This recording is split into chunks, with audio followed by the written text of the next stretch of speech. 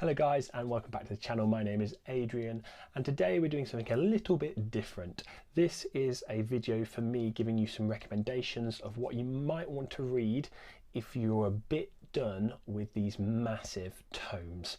If you've been reading some big chunky sci-fi fantasy books and you just need a little bit of break, you need a little bit of a light bite to keep you going in between these big chunky books and series, this is going to be a list of recommendations from me for novellas and novelettes that are either fantasy or sci-fi that I think you might enjoy, that I have particularly enjoyed.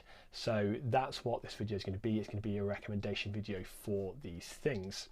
These are all books that I have read in the previous year. One of them is actually a little bit older than that, but yeah, all books I've read in the last year and a half, and will absolutely recommend for you guys. So the first of these is going to be in at number 5, and this is Breach of Peace by Daniel Green. I'm sure a lot of you guys who are watching this video know who Daniel Green is. He is a very, very well-known booktuber, and in all honesty, I really quite enjoyed this book. This book is just about 100 pages long. It is a novella sort of setting up his world that he's going to be continuing to write in. I think the character work is decent, if not astounding. I think the real strengths of this book are its atmosphere. I think this is very much a horror fantasy. It's definitely horror inspired fantasy. There is that creeping sense of dread.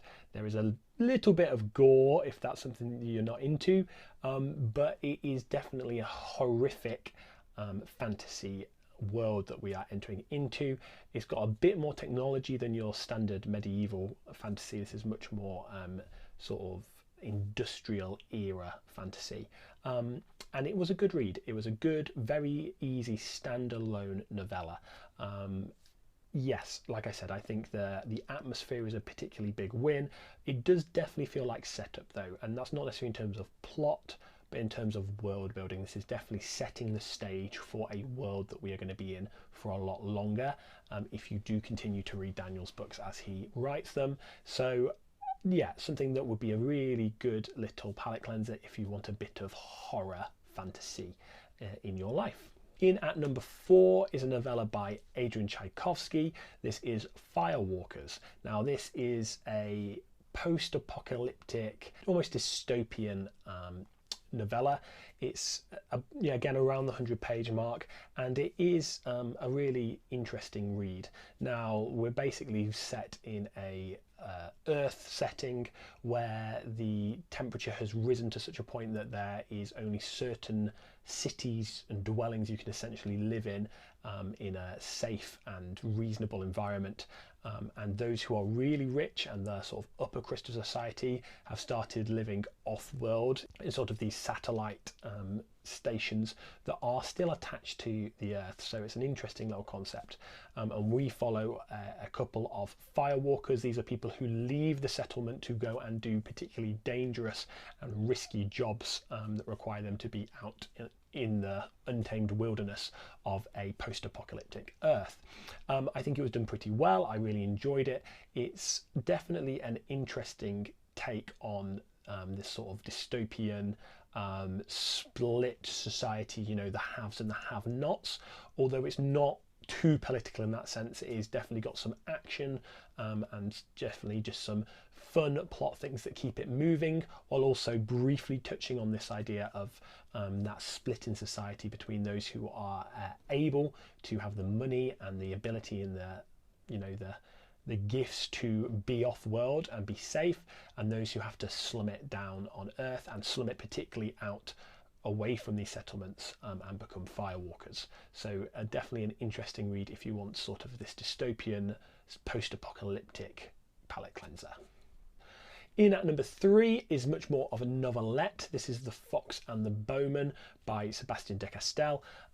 It is a very short story set much more in the medieval fantasy setting, although a bit less fantasy. It's very much our real world setting with a few fantastical elements. If this was music, this would be called a concept album, I would say. It's very much about the concept and then telling a short story that is going to address that concept in an interesting and a unique way. And I think de Castell does really well with that. We are following a man who is a Bowman, and he gets addressed by another figure who comes up just as he is planning the possible murder of another man. And this new figure, who is referred to as the Fox, this new figure, he gives some visions to the Bowman and shows him what could happen if the Bowman was to listen to him. It's very interesting. It's very short, so I'm not going to give you any more detail than that, but it's definitely a story about magic and archery as it is blurbed. Definitely worth a read, very interesting, a bit shorter than the other two books I've mentioned on this list though. Definitely more of a novelette than a novella. In at number 2 is going to be The Empress of Salt and Fortune. This is book 1 of the Singing Hill cycle by Niveau. There is the second book in this series is out as well. It's called When the Tiger Came Down the Mountain, but I'm particularly going to recommend The Empress of Salt and Fortune. This is a novella that I read only a couple of months ago. It's the first book by Niveau I have read, and for my money it is beautiful. It is a Asian inspired fantasy setting where we are following a main character who is essentially a monk, but their order is very much about collecting stories, about remembering what has happened.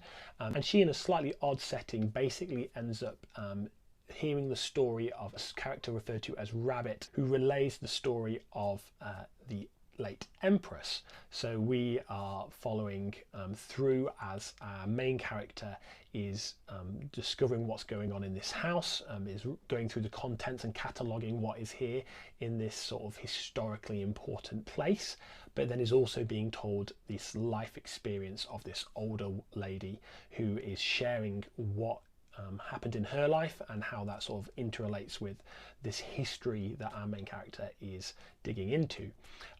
I do not give novellas 5 stars lightly. Only 2 novellas that I've read that I've given 5 stars, and this is one of them. I think the writing is beautiful, and I think it explores some very interesting themes. I didn't really consider it a feminist story, but that's very much how it's described online, and I can see where that's coming from. I really can. So this is a story that I think you should give a read. It's a very quick read. A couple of hours should do it easily, and it is beautiful. I actually much prefer it to the second book, When the Tiger Came Down the Mountain, although I did also enjoy that book a good deal as well.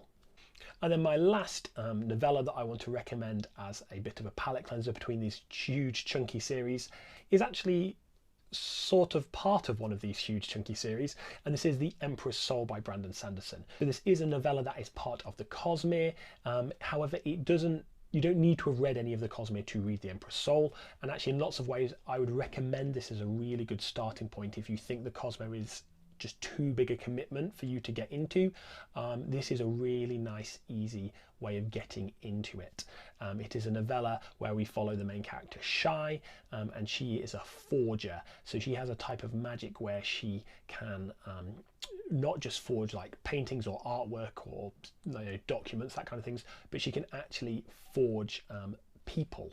So she can change things about people by using certain stamps that she creates. It's a very interesting concept. It's a really good example of a Brandon Sanderson magic system, and I actually think in terms of prose and story it's one of the best things he's ever written. It's very much more concise than most of the Cosmere. So if you are a fan of the Cosmere and you haven't read this, I would highly recommend it. You can get it on its own, or you can get Arcanum Unbounded, which has a lot of these short stories and novellas from the Cosmere. And if you haven't read the Cosmere but you're kind of interested but a little bit wary because of the size and the time commitment, I highly recommend The Empress Soul. I think it is the best piece of writing that I have read from Brandon Sanderson in terms of pure prose and what he's trying to achieve, conveying ideas, and I think it's done very well, and I cannot recommend it highly enough. I hope you guys have found that interesting. There are 5 good choices for things to read to break up some of these big series that we often get in fantasy particularly. Do like this video if you enjoyed it, subscribe if you want to see more of my content, and hopefully I will see you guys again soon.